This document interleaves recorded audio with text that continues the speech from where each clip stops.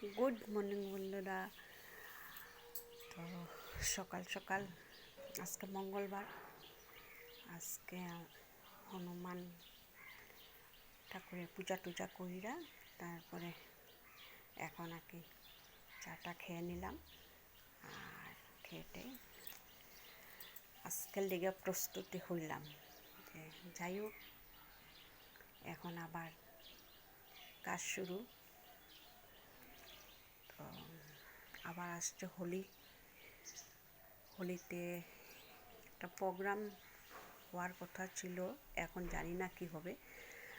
তো আবার 25 তারিখ আজকে মানে আরেকটা প্রোগ্রাম আছে 25 তারিখ আমাদের।